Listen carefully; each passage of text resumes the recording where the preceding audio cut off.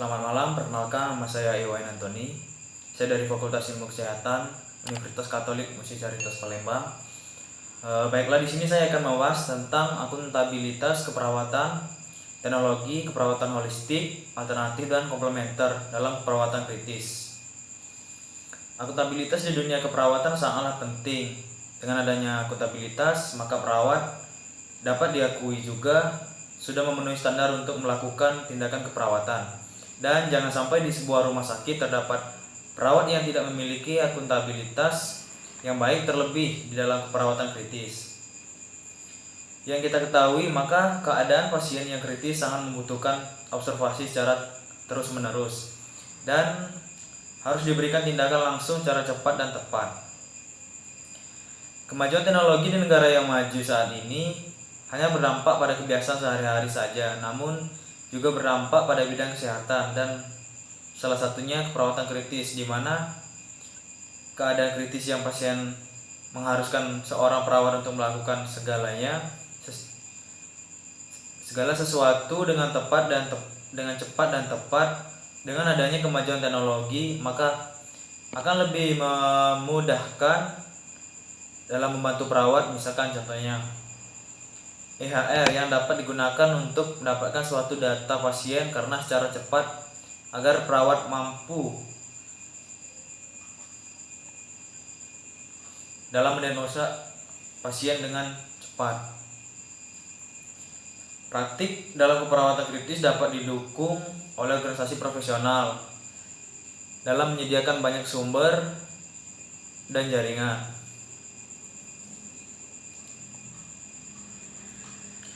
Dalam dunia keperawatan, perkembangan teknologi telah terlibat, khususnya di dalam keperawatan kritis.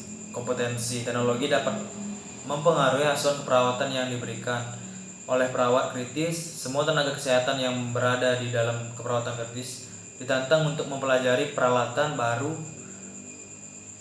perangkat pemantauan dan terapi yang berkontribusi. Contohnya adalah perkembangan HIR yang dirancang untuk menangkap data yang berguna untuk pengambilan keputusan sehingga dapat lebih efisiensi dalam penyedia layanan kesehatan dalam nyata. Dan ada banyak sekali data tetapi tidak diterjemahkan sebagai informasi yang digunakan untuk pengambilan keputusan.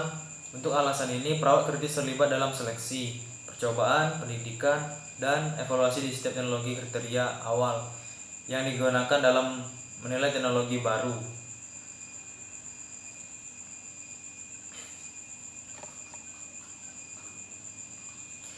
Dalam keperawatan holistik adalah keperawatan yang dilakukan secara utuh atau menyeluruh untuk meningkatkan kesehatan dan kesejahteraan individu terhadap masyarakat dan lingkungannya.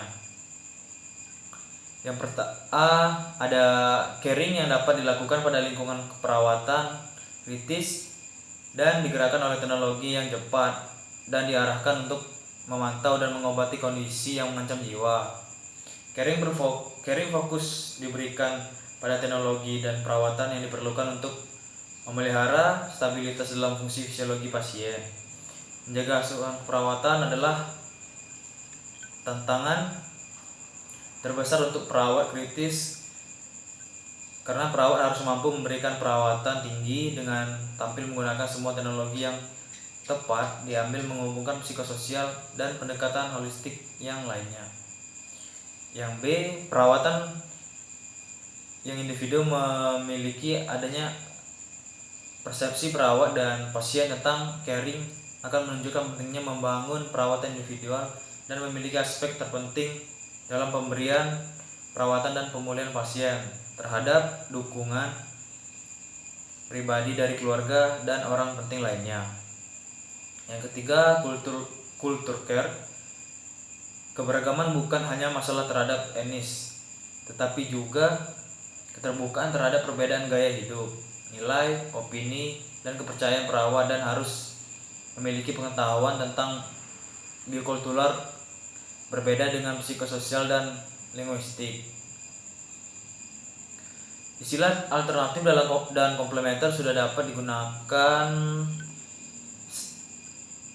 untuk beberapa tahun dalam alternatif untuk pilihan dari apa saja yang pengobatan yang dipilih seperti pengobatan konvensional dan memiliki keadaan dan kondisi. Sedangkan komplementer juga menjelaskan apa yang dapat digunakan untuk mendukung perawatan konvensional. Baiklah, itu saja penjelasan dari saya. Saya ucapkan selamat malam dan terima kasih.